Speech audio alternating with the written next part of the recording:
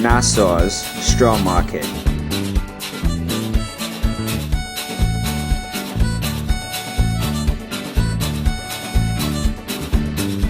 What is regarded as the birth of straw vending in the Bahamas as an industry began following the death of the sponge industry in the 1940s. Searching for another means of income, Bahamian women started plaiting and decorating dried palm and sisal plant leaves to create items such as baskets, bags, and dolls. Soon, large numbers of women were making straw souvenirs that were sought after by visitors. Many things happen on an island and sadly go unnoticed. But one of those things that affected travelers and locals alike was when the straw market burned down in Nassau almost 11 years ago.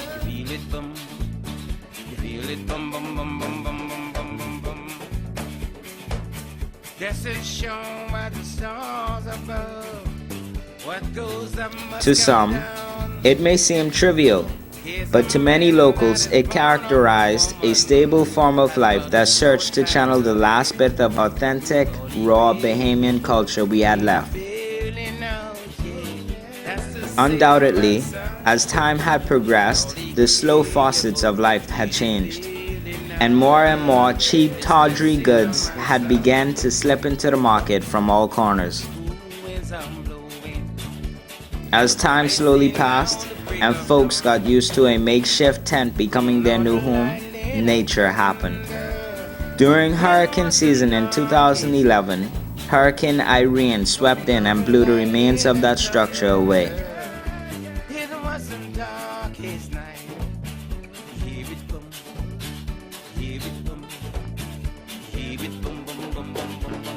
As devastated as locals were to see an old ruin go, they were more enlivened when they realized the new state-of-the-art straw market was set to open in a few mere weeks.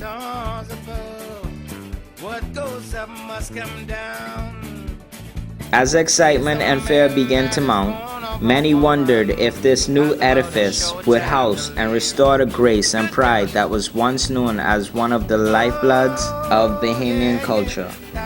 Only time can tell. Yeah. This is Sailor Man sound. You hear it boom, you hear it boom, you hear it boom, boom, boom, boom, boom.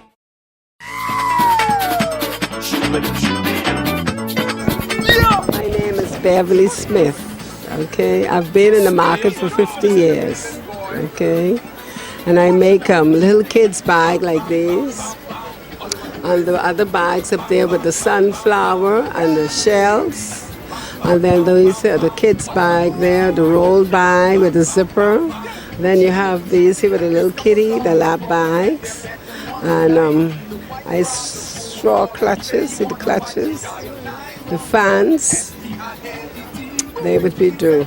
And these are earrings that my daughter made those earrings out of shells. See those things? Yeah. Could you tell me what's the difference between this straw market and the older one?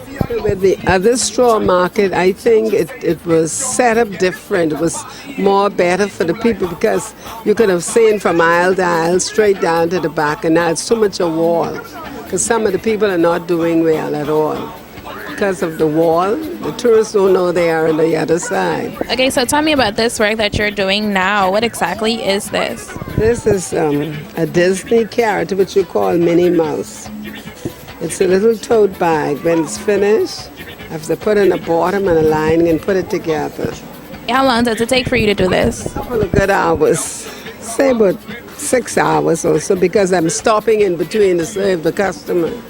Yeah, but if I was home, I could do about 3 of these a day. And how much would something like this be for? This will be $15 when it's finished. Alice, she has been here for 40 years, and we're going to ask her a few questions about her straw work.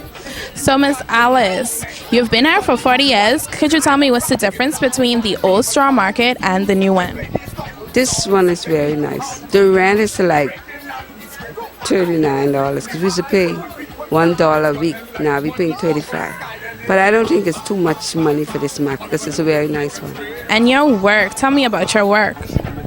I make handbags, I make fanners, All of the straw I make.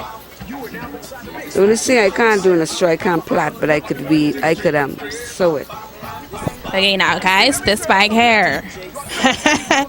This is a very lovely bag. How long did it take for you to make this one?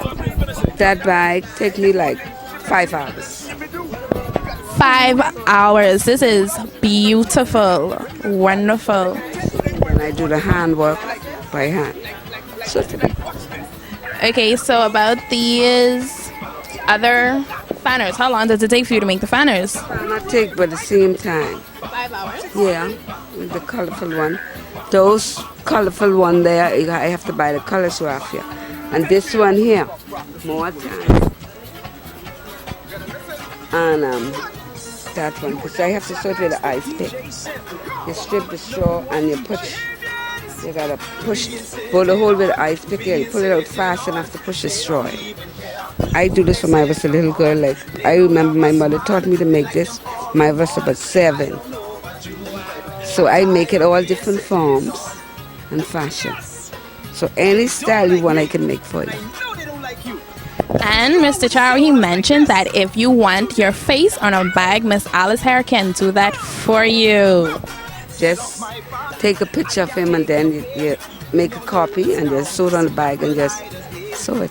Well, that's wonderful, guys. This is Miss Alice. She's been here for 40 years. Come on down to the Straw Market and purchase a beautiful handmade bag by Miss Alice. Good afternoon. We're here with Mr. Clarence. He's going to tell us more about his boat work. So, Mr. Clarence, how long have you been here? I've been at the Straw Market for 2 years.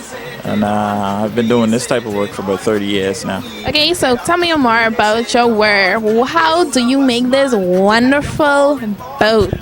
Okay, something like this is handcrafted. This is constructed with thin layers of pieces of wood. I just strip them and I put them together and glue it.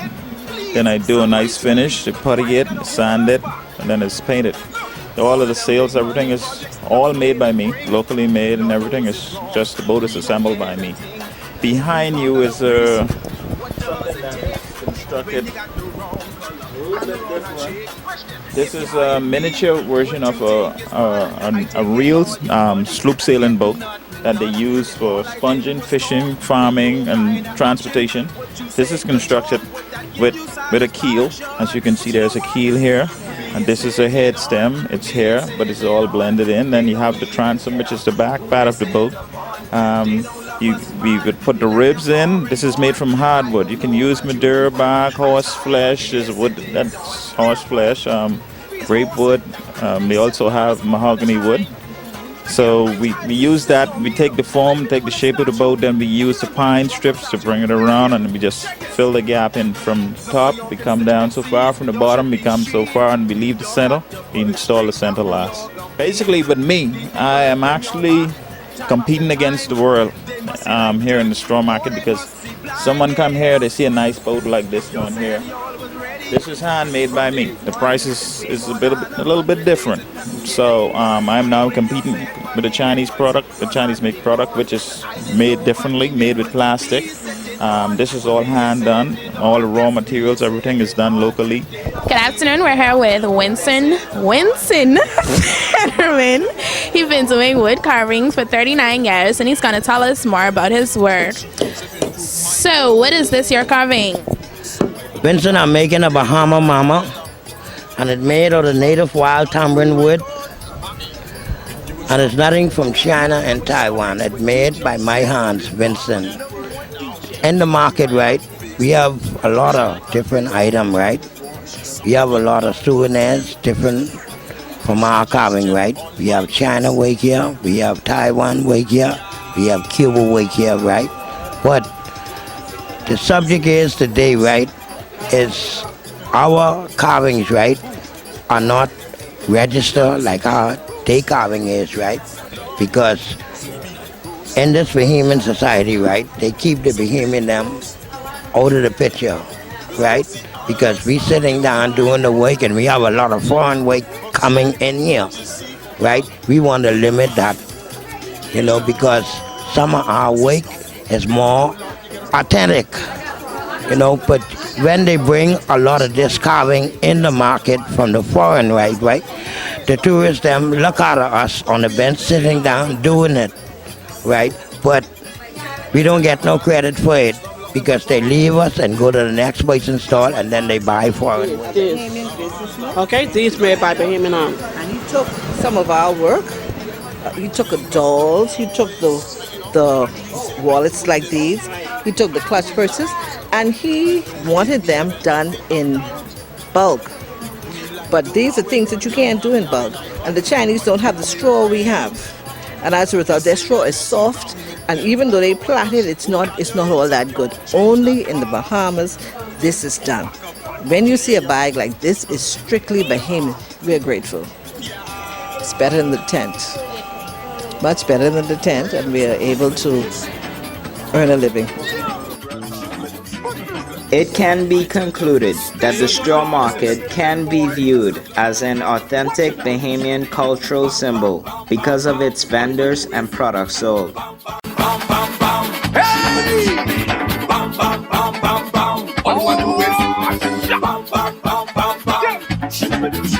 This couple had a problem in their bedroom one night. The wife grabbed the phone, call him, say you wanna fight, she dial 9.